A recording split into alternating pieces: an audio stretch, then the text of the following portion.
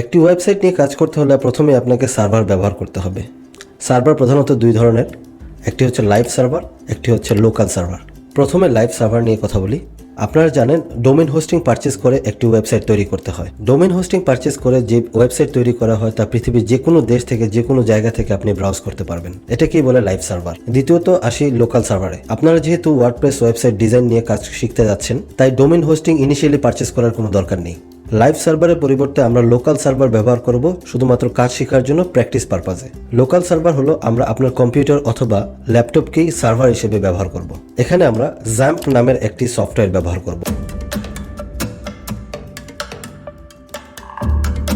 Hello guys, আমি টুটুল মাহবুব। আজকের এই ভিডিওতে আমরা দেখব কিভাবে লোকাল হোস্টে ওয়ার্ডপ্রেস ইনস্টল করতে হয় XAMPP সফটওয়্যারের মাধ্যমে। তো চলুন শুরু করা যাক। প্রথমত আমরা ব্রাউজারে XAMPP সফটওয়্যারটি সার্চ করব। এটি খুব পপুলার একটি সফটওয়্যার। এই যে প্রথম লিঙ্কে আমরা ক্লিক করব। XAMPP সফটওয়্যারের ওয়েবসাইটে আমরা এন্টার করলাম। এখানে দেখুন XAMPP for Windows, XAMPP for Linux এবং XAMPP ফর অ্যাপল সব কিছু দেওয়া আছে। আমরা XAMPP ফর উইন্ডোজ ক্লিক করছি। এখানে সফটওয়্যারটি ডাউনলোড হতে কিছুক্ষণ সময় লাগবে।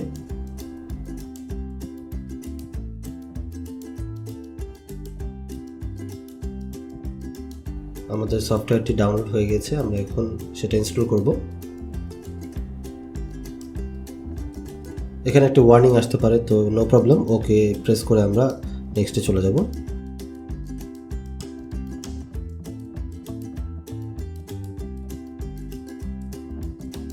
আমাদের সফটওয়্যারটি এখন ইনস্টল হচ্ছে। সেট আপ হতে কিছুক্ষণ সময় লাগবে। ফিনিশ ক্লিক করছি। আমাদের XAMPP সফটওয়্যারটি ইনস্টল হয়ে গেছে। এটা হচ্ছে আমাদের XAMPP সফটওয়্যারের কন্ট্রোল প্যানেল। এখানে মনে রাখতে হবে আমরা শুধুমাত্র অ্যাপাচি এবং MySQL এই দুইটা অপশন আমরা স্টার্ট করে দেব। আমাদের প্যানেলে দেখাচ্ছে অ্যাপাচি এবং MySQL রানিং আছে। মিনিমাইজ করে রাখছি।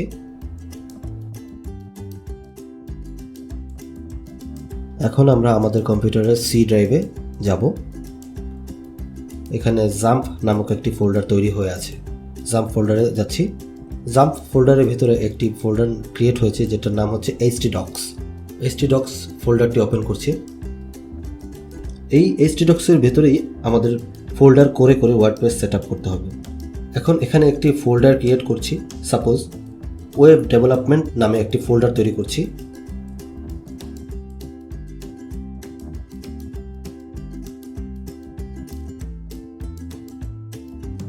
এই ওয়েব ডেভেলপমেন্ট ফোল্ডারের ভেতরে যে স্পেসটুকু আছে এটি অ্যাকচুয়ালি একটি হোস্টিং হিসেবে কাজ করছে।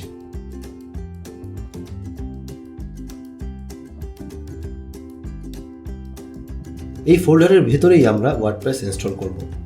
ওয়ার্ডপ্রেস ইনস্টলের জন্য আমাদের ওয়ার্ডপ্রেসের ফাইলগুলো লাগবে।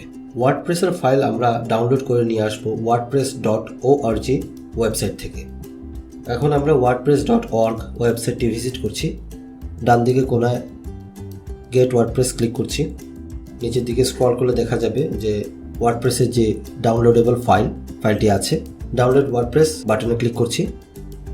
অটোমেটিক্যালি ওয়ার্ডপ্রেসের ফাইলগুলো ডাউনলোড হওয়া শুরু করবে। ফাইল ডাউনলোড হতে কিছুক্ষণ সময় লাগবে।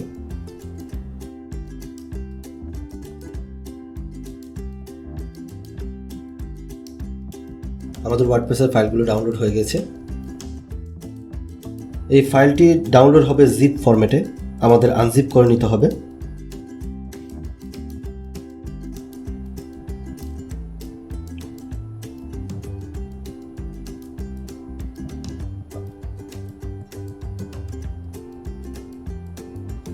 ওয়ার্ডপ্রেসের ফাইলগুলো আনজিপ করে নিলাম।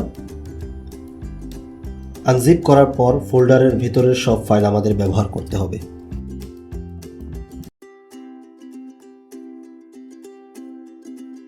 আমরা XAMPP-এর htdocs ফোল্ডারের ভেতরে ওয়েব ডেভেলপমেন্টের যে ফোল্ডার ক্রিয়েট করেছি এখানেই আমাদের ওয়ার্ডপ্রেসের ফোল্ডারের সব ফাইল কপি করে পেস্ট করে দিতে হবে।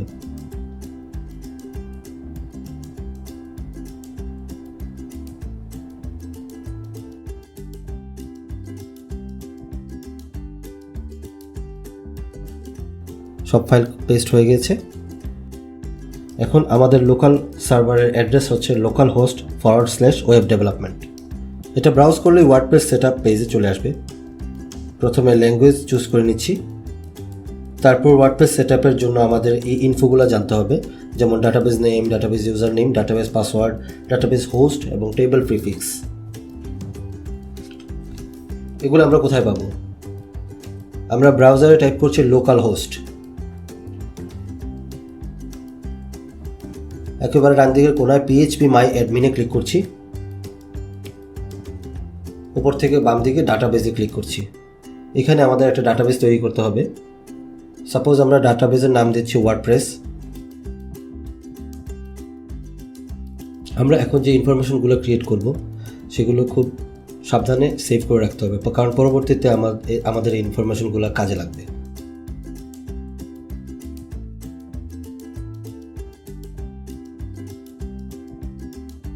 আমরা ডাটাবেসের নাম দিলাম ওয়ার্ডপ্রেস, ডাটাবেস ক্রিয়েট করছি। এখন বাম দিকে দেখুন প্যানেলের মধ্যে ওয়ার্ডপ্রেস ডাটাবেসটা ক্রিয়েট হয়ে আছে। এখন আমরা এখান থেকে প্রিভিলেজে ক্লিক করব। নিচে এসে অ্যাড ইউজার অ্যাকাউন্টে ক্লিক করব।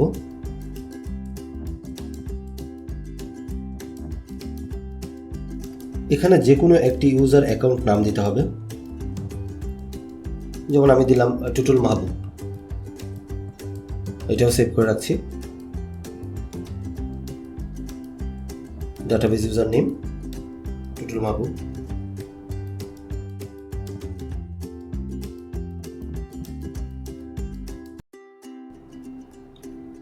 হোস্ট নেম আমাদের হচ্ছে লোকাল। পাসওয়ার্ড একটি দিয়ে দিলাম আমরা আমাদের মতো করে আপাতত। আমি এখানে নর্মাল একটি পাসওয়ার্ড ইউজ করেছি, বাট আপনাদের কিন্তু স্ট্রং একটি পাসওয়ার্ড ইউজ করতে হবে।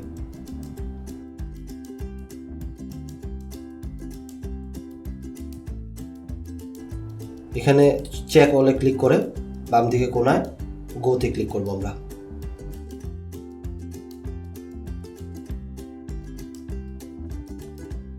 এখন আমাদের database name, user name, password, host সবকিছু ক্রিয়েট হয়ে গিয়েছে।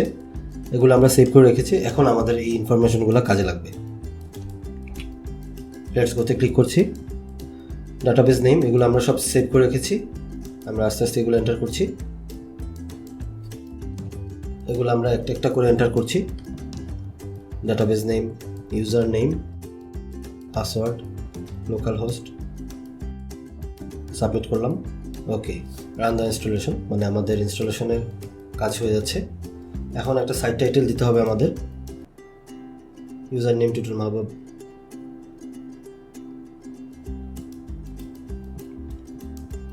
এখন এখানে খেয়াল রাখবেন, আগে যেই ইউজার নেম এবং পাসওয়ার্ড আমরা ইউজ করেছি ওগুলো ছিল ডাটাবেসের ইউজার নেম পাসওয়ার্ড, বাট এখন যেই ইউজার নেমগুলো আমরা দিচ্ছি, পাসওয়ার্ডগুলো দিচ্ছি, সেটা কিন্তু ওয়ার্ডপ্রেস ড্যাশবোর্ডের ইউজার নেম।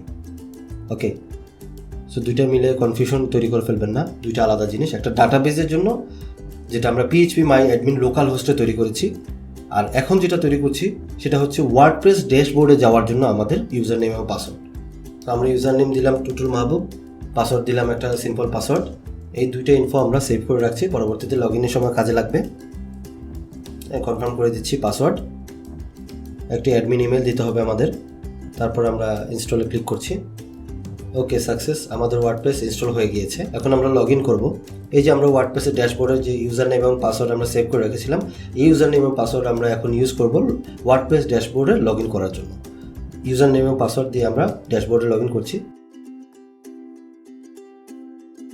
ফাইনালি আমাদের ওয়ার্ডপ্রেসের ড্যাশবোর্ডে আমরা চলে এসেছি, সাকসেসফুলি লগ ইন করতে পেরেছি আমরা। এটাই হলো আমাদের ওয়ার্ডপ্রেসের ড্যাশবোর্ড। এখান থেকে আমরা পরবর্তীতে ওয়েবসাইটের কাস্টমাইজেশন শুরু করব। আমরা আমাদের ওয়েবসাইটটি ভিজিট করছি। বর্তমানে আমাদের ওয়েবসাইটটি এরকম দেখাচ্ছে।